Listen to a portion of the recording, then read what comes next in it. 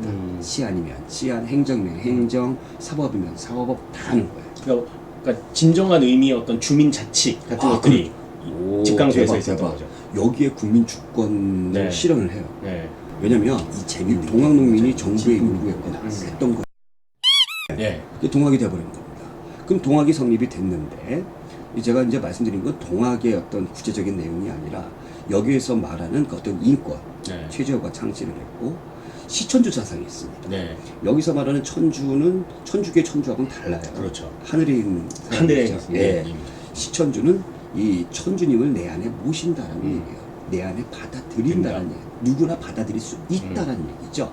이것이 발전하게 되면서 뭐가 되느냐? 그 유명한 인내천 사상이 돼버리는 네. 거죠. 사람이 곧 하늘이다. 네. 그러니까 인간 평등이에요. 네. 여기까지는 천주교랑 똑같아요. 천주교랑 똑같아요. 자, 그런데 다른 점이 있어요. 보고 관민이 있습니다. 국가를 보호하고 백성들의 생활을 편안하게 하자. 편하게 하자. 그러니까 국가를 위해하는 애들이 들어왔을 때는 일어나야 돼. 일어나요. 백성을 괴롭히는 그런 탐관오리가 있으면은 또 일어나야 돼. 이게 있습니다. 그래서 두 차례나 농민봉기를 그 제가 조금 이따가 네. 소개를 해드릴 텐데 이런 사상이 있는 거예요. 이런 그 기본적인 철학을 바탕으로 해서 있는 거예요. 이게 천주교랑 다른 거예요. 천주교는 이 힘든 세상 어디 가서 보상받아? 죽고 난 다음에 예수님 곁에 예수님 계신 천국으로 가는 겁니다. 근데 동학은 아니야. 현실에서 그 현실 개혁 세상이 있어요. 그것이 바로 뭐냐? 후천 개혁이다. 나중에 좋은 세상이 오는데 그 나중에 좋은 세상은 즉 우리가 지금 힘을 모아서 어떻게 개혁을 하는 그 세상이다. 이것이 바로 후천 개혁 세상이다라는 겁니다.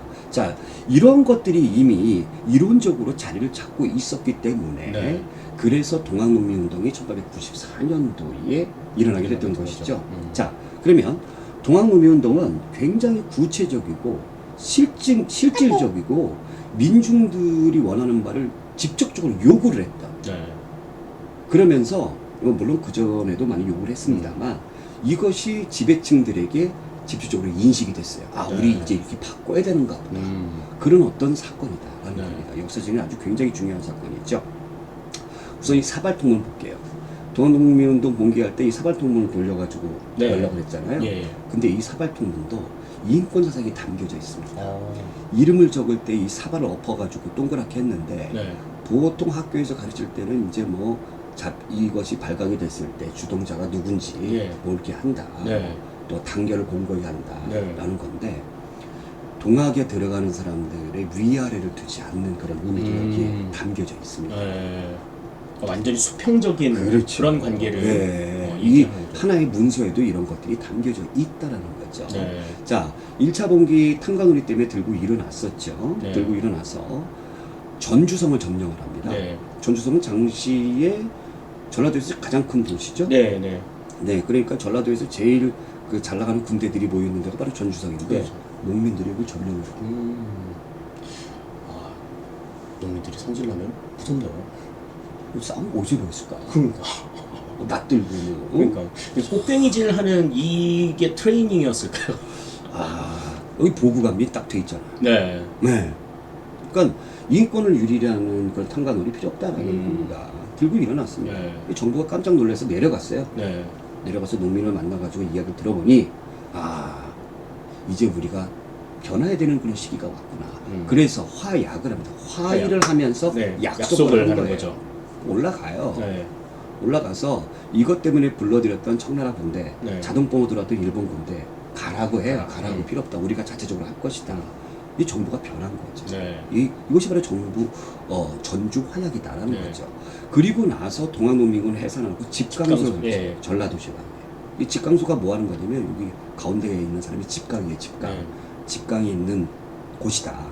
이것이 전라도 지방의 뭐 도청, 그 다음에 군청, 요즘 따지면 읍사무소, 면사무소 죄 없어버리고 집강소가 자체적으로 다 하는 겁니다.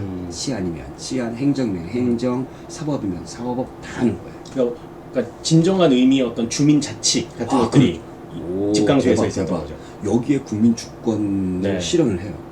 왜냐면 이 동학농민이 정부에 요구했던 것 중에 바로 뭐가 있냐면 우리도 사람답게 살 수 있도록 해달라. 왜 노비, 신분 뭐 이런 게 왜 필요하냐. 이런 것들 직강소에 실현합니다. 네.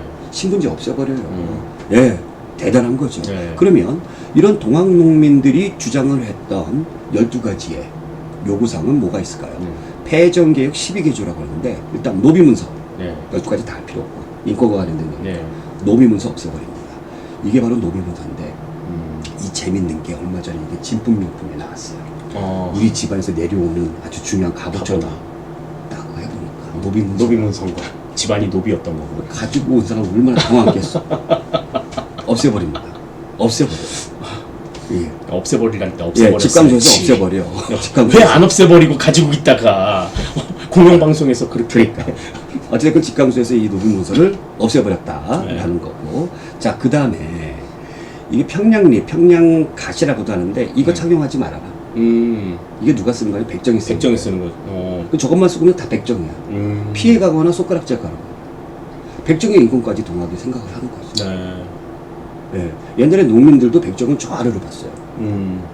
거의 뭐 사람으로 보진 않았죠. 네. 백정들. 근데 이것까지 그 인권까지 생각을 했다는 거죠. 네.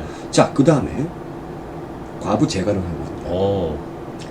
이 과부들이 젊은 나이에 이제 과부가 될 경우에 이제 성리학적인 이념에 따라서 청산과부로 늙어 죽어야 되는데 그러지 않고 굉장히 아깝잖아요. 그래서 결혼하고 싶은 사람들 여성의 인권을 주장한 거죠.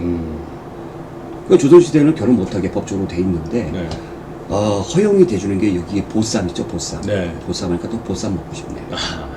이렇게 이제 남자가 밤에 몰래 가가지고 이렇게 싸가지고 들고 가면은 그냥 이렇게 끄덕끄덕 인정해주는 그거였는데 그러니까 어찌됐건 법적으로는 과부제가가 안 됐던 거죠. 그러니까 여성들의 인권이 없었어요. 근데 그거를 여성의 인권까지 해줬다. 생각을 했다는 거죠. 더 나아가서 실질적인 어떤 인권, 내가 인간으로서 존중받기 위해서 우리 지금 민주주의사에 살고 있잖아요. 가장 중요한 게 뭡니까? 뭐 여러 가지가 있었는데 내가 인간답게 살기 위해서 뭐가 필요해요? 기본적으로 돈 필요하죠. 그게 없으면 인권이 안 돼요. 그게 없는데 무슨 인권이 되겠어요? 먹고 사는 게 배고라 죽겠는데 무슨 인권이 되겠어요? 안 되죠. 전쟁이 일어나고 막 그러면 우리가 베트남 전쟁에서 보트피플 같은 경우 거기에서 계속 망망대해서 헤매고 그러다 보니까 먹을 것이 없고 그 사람들끼리 식인을 했다라는 그런 얘기를 그렇죠. 경제 굉장히 중요합니다. 그것도 또 하나의 인권이에요. 여기에 그것까지 동학농민이 제시를 하죠. 공사채 무효를 해라. 빚을 다 탕감해주는. 왜냐면 이 빚이 백성들에게 꿈과 희망을 주는 빚이 아니라 그렇죠. 다 고리돼야 국가에서 주는 빚, 개인이 해주는 거, 불법 다 사규문이야. 이거 다 무효로 해줘. 그러니까 뭐 지금 우리 그 나오는 막 그 무가 빌려주고 뭐 이러는 그런 것들 다 없애는. 그런 걸 이게 했다는 얘기죠. 다시 들어봐도 진짜 우리나라의 이 개혁은 정말 화끈하네요. 근데 이게 위로 된 것이 아니라 아래로부터 올라왔다는 상향적으로 올라오는. 그거를 윗사람들 정신 차리게 만들어줬다는 얘기입니다.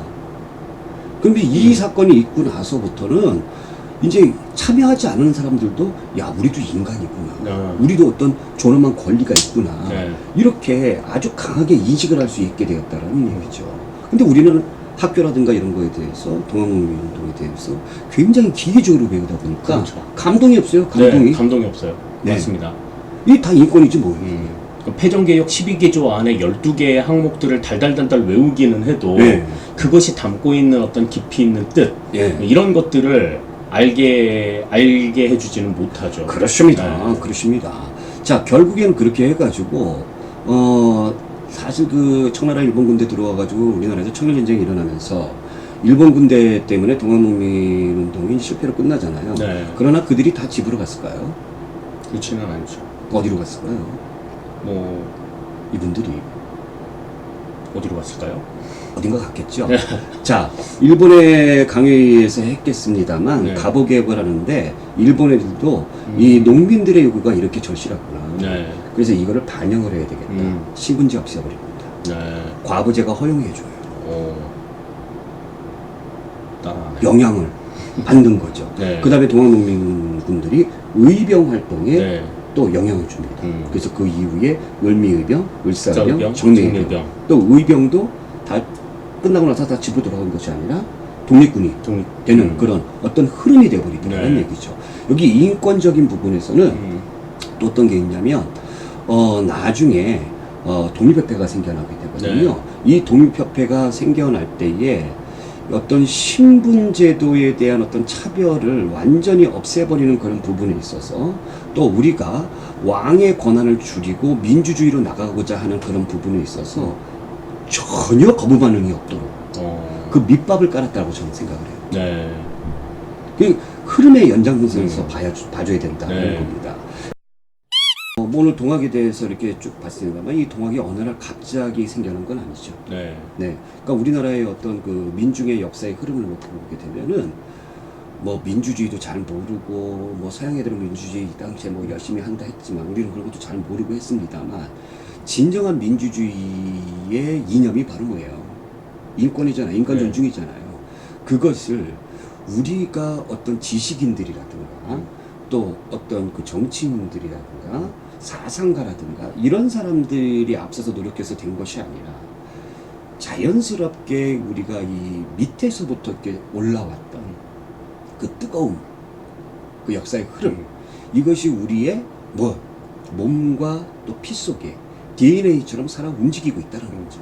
그러니까 그 서학의 도래를 통해서 동학이라고 하는 것이 이제 등장한 것. 그러니까 서학의 도래가 이제 그 어떤 하나의 계기가 된 건 사실이지만 동학이라고 하는 그 이념 자체가 아예 없다가 서학이 등장하면서 만들어진 것은 아니고 그렇죠. 기저에 계속해서 깔려 있었던 것을 종합해서 우리도 이런 게 있는데 왜 외국 거를 받아야 돼? 그렇죠. 라고 생각을 해서 만들어진 사실인 거고 또 이러한 것들이 지금 뭐 설명해 주셨지만 계속해서 그 면면에 흘러서 뭐 동학농민운동에서 뭐 갑오개혁으로 또 나중에 뭐 독립군의 활동들까지 계속 이렇게 이어져 오고 있다는 거는 우리 민족들이 그 가지고 있는 아까 말씀하신 그 DNA가 그 어떤 인권과 가장 밀접한 관련이 있는 그런 내용들이라고 볼 수가 있어요. 그래서 옛날에 보면은 왜 그 동네에서 누가 이제 시집장가 가고 결혼식을 하면 혼인을 하면은 동네 거지들이 제일 수지 맞는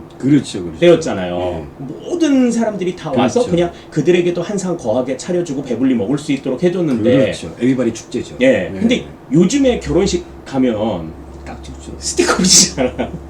그거 볼 때마다 조금 옛날에는 정말 지나가던 거지들도 먹이던 그런 잔치였는데 왜 요즘에는 그렇게 좀 뭐라고 해야 될까 좀 쫌스러워졌다고 하기는 좀 그렇고 약간 좀 너무 야박해지지 않았나. 그렇게 야박해지게 된 원인에는 또 뭐가 있을까. 이런 것들도 생각해보면 좀 자본의 논리, 아까 말씀하셨지만 인권을 위해서 경제력이 필요한 건 사실이지만 너무 경제력에 매몰이 되어 있다 보니 우리가 정말 지켜야 할 것을 놓치고 있는 것이 아닌가라는 생각들 하고 있거든요. 그러니까 그러한 부분들에 대해서 나중에 기회가 될 때 다시 한번 이야기 나누도록 하겠습니다. 그래서 오늘은 제가 그 국력에 이루는 요소 중에 하나가 그 인권이라는 부분에 있어가지고 우리나라의 인권의 어떤 그 출발과 또 실질적인 어떤 접근 이런 부분에 대해서 한번 얘기를 나눠봤고요.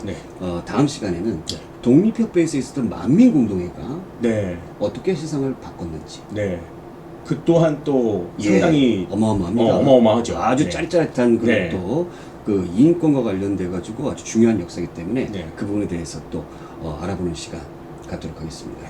그래서 참 미얀마 어떻게 하면 좋아. 그러게요. 하루속히 좀 그러니까 옛날에 그 우리 그 5.18 광주 민주화 운동을 다시 지금 보는 것 같은 그런 느낌들도 좀 있고. 우리는 근데 우리 역사적인 그런 걸로 보면 끝을 보잖아요. 그렇죠.